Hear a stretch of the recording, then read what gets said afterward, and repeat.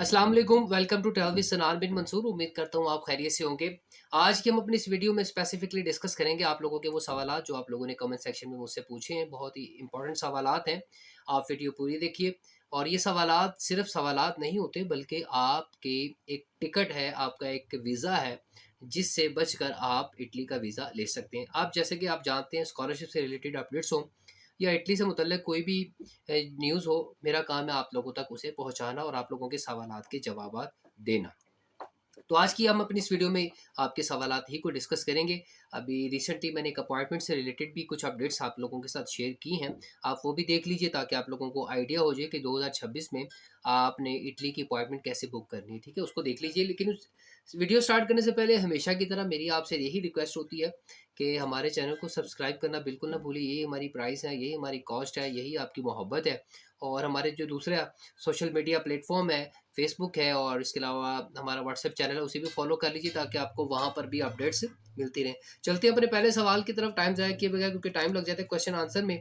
पहला सवाल है जी हमारे पास, सर अगर रीजनल स्कॉलरशिप विन कर लेते हैं तो स्टेटमेंट की ज़रूरत होगी? अच्छा जी, आंसर पहले मैं आपको दे दूँ सॉरी, फिर उसके बाद मैं आपको एक्सप्लेन करूँगा। अगर आप रीजनल स्कॉलरशिप मंजूर कर लेते हैं यानी एक्सेप्ट आपको अप्रूव कर लेते हैं तो आमतौर पर फाइनेंशियल स्टेटमेंट की ज़रूरत नहीं होती। ये एक अमूमी सी बात है क्योंकि स्कॉलरशिप का मतलब ही यही है कि यू आर फुली फंडेड। ठीक है, आपको कोई फीस पे नहीं करनी, आपका उसके अंदर मील भी शामिल है, आपकी उसमें अकोमोडेशन भी शामिल है, आपकी उसमें फीसेस भी सारी शामिल है, उसमें सब कुछ शामिल है उसमें तो इसका मतलब क्लियर है कि आपको बैंक स्टेटमेंट की ज़रूरत नहीं पड़ेगी। लेकिन मैं ज़ाती तौर पर ये मशवरा देता हूँ कि अपने आप को थोड़ा सा सपोर्ट करने के लिए आप कुछ ना कुछ स्टेटमेंट एहतियाती तौर पर साथ लगा लीजिए ताकि एक पॉजिटिव पॉइंट उसमें ऐड हो जाए।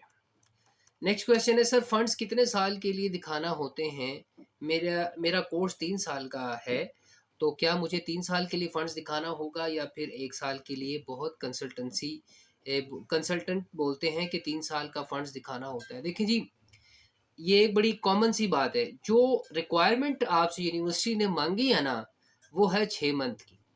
6 मंथ्स की रिक्वायरमेंट मांगी है बैंक स्टेटमेंट से मुतल्लिक, वो आपने दिखानी है। उन्होंने नहीं कहा 1 साल, उन्होंने नहीं कहा 2.5 साल, 2 साल, 3 साल।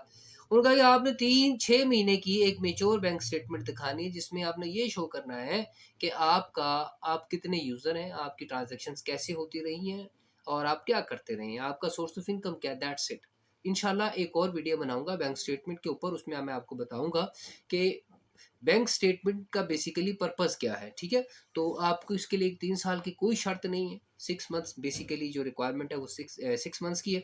उसके अलावा अगर बैंक स्टेटमेंट जितनी भी पुरानी हो, फंड्स जितने ही पुराने हो, उसमें कोई इशू नहीं है, वो एक प्लस पॉइंट होता है। ठीक है, लेकिन मिनिमम जो रिक्वायरमेंट है वो 6 मंथ्स की है।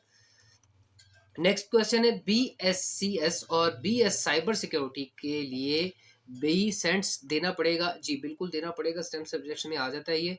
तो इसको आप तैयार कीजिए और इंशाल्लाह इसके मतलब मैंने डिटेल वीडियो बना दी, वो आप उसको देख लीजिए। आपको देना है टेस्ट, इसकी आप तैयारी कर लीजिए।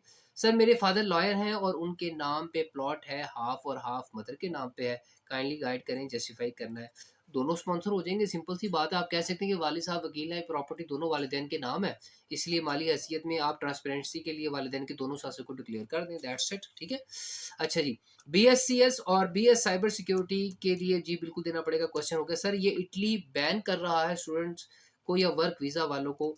अच्छा जी, भाई पहले तो आपको ये बता दूं कि कोई बैन नहीं कर रहा इटली, आपके पास गलत खबर है क्योंकि इनकी इकोनॉमी ही सारी इसी पे चलती है। एडमिशन्स के ऊपर, यूनिवर्सिटी में जो एडमिशन आते हैं इन्हीं के ऊपर चलती है, टूरिज्म पे चलती है। हाँ ये ज़रूर है कि कुछ चेंजेस आते रहते हैं, वीज़ा रिस्ट्रिक्शंस आती रहती हैं, रूल्स चेंज होते रहते हैं ताकि इमिग्रेशन को मजीद जो है ना वो ट्रांसपेरेंट बनाया जाए। अदरवाइज कोई बैन नहीं हो रहा है। ठीक है, sir I have revise wealth statement of my father return file 2024, will it impact on my visa? Net at all, बिल्कुल आपकी इसके ऊपर जो है ना वो असरअंदाज बिल्कुल नहीं होगा, कोई नेगेटिव इम्पैक्ट नहीं होगा, इससे कोई मसला नहीं है। ठीक है, बस ये कि आपके डॉक्यूमेंट्स क्लियर होने चाहिए, पूरे होने चाहिए, जस्टिफाई होने चाहिए। ठीक है, इसके अलावा कोई इशू नहीं होगा।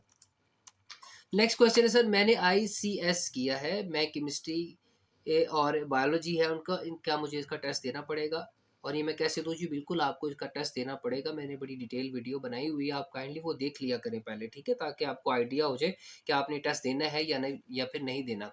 फॉर एग्जांपल अगर आप केमिस्ट्री है तो डेफिनेटली उसके अंदर आपको क्या पढ़ना पड़ेगा, फार्मूलाज और थ्योरीज हैं, इसको आप गो थ्रू कीजिए। बायो है तो इसमें सिर्फ जनरल कॉन्सेप्ट्स और डायग्राम्स रिवाइज आपको इसको कीजिए, ठीक है। इसके अलावा जो आपके साइंस सब्जेक्ट हैं, जो आप जैसे आपके मैथ्स हो गया, आपका इंग्लिश हो गया, इसमें आपकी स्ट्रॉन्ग ग्रिप होनी चाहिए। आपका बेसिकली ये जो आपके सब्जेक्ट्स हैं स्टेम में आ जाते हैं, तो ये डेफिनेटली आपने इसमें अपेयर होना ही होना है। इसमें आप ये नहीं कह सकते कि आप अपेयर नहीं होंगे, ठीक है, आपने अपेयर होना है इसमें। अच्छा जी, नेक्स्ट क्वेश्चन है सर, फंड्स कितना शो कराना होता है वीज़ा अप्लाई करते टाइम? पहले 1 साल का फंड्स दिखाना होता है या पूरा साल के 3 साल के लिए, और एक बार में भी अगर फाइनेंशियल इनकम स्ट्रॉन्ग है? तो भाई ये मैंने मेरा ख्याल क्वेश्चन पहले भी आंसर दिया, सिमिलर क्वेश्चन है ये। इसमें कोई इशू नहीं है। अगर आपका आप मेन रिक्वायरमेंट है 6 मंथ की, अगर वो आपने दिखानी है, अगर फाइनेंशियल स्टेटस स्ट्रॉन्ग है तो कुछ केसेस में टोटल कोर्स ड्यूरेशन के लिए भी प्रूफ एक्सेप्ट हो सकता है, लेकिन स्टैंडर्ड रिक्वायरमेंट 1 साल का फंड ही काफ़ी होती है, ठीक है। अच्छा जी, नेक्स्ट क्वेश्चन है जी हमारे पास सर, वीज़ा रेशो क्या है? अब नवंबर में अप्लाई किया था मगर एम्बेसी से रिप्लाई नहीं आया अभी तक। अच्छा, इटली स्टूडेंट वीज़ा का जो अप्रूवल रेट है ना, वो 70 to 60% है। इंशाल्लाह इसके ऊपर डिटेल वीडियो नेक्स्ट मैं बनाऊंगा। कुछ बच्चों के और भी सवाल आते हैं कि सर इस क्या रेशो चल रही है, काइंडली हमें बता दें। इंशाल्लाह मैं बताऊंगा नेक्स्ट अपनी वीडियो में। लेकिन ये एम्बेसी कंट्री और सेशन के ऊपर जो है ना वो डिपेंड करता है कि वो किस उनकी रिक्वायरमेंट्स क्या है। फॉर एग्जांपल नवंबर में आपने अप्लाई किया है ना, तो करने के बाद अगर आप अभी तक रिप्लाई नहीं आया तो नॉर्मली प्रोसेसिंग जो होती है वो 2 से 3 महीने की होती है, ठीक है। और 4 महीने भी लग सकते हैं, लेकिन अगर इससे भी ज़्यादा डिले होता है तो आप एम्बेसी में जो है ना वो राब्ता कर सकते हैं, ताकि आप लोग के लिए कोई मुश्किल ना हो, कोई परेशानी ना हो, आप फीडबैक ले सकते हैं, ठीक है। तो ये थे आपके आज के सवालात, ठीक है। इनको मैंने थोड़ा सा मुख्तसर खुद किया, डिटेल में नहीं किया, क्योंकि वीडियो लंबी हो जाती है, फिर बच्चे देखते नहीं है, फिर वो कहते हैं कि यार इतनी लेंथी वीडियो कौन देखेगा। तो इंशाल्लाह नेक्स्ट सेशन में आपसे मिलेंगे, तब तक के लिए आप अपना बहुत ख्याल रखिए। Thank you so much for watching. Travel सनान बिन मंसूर।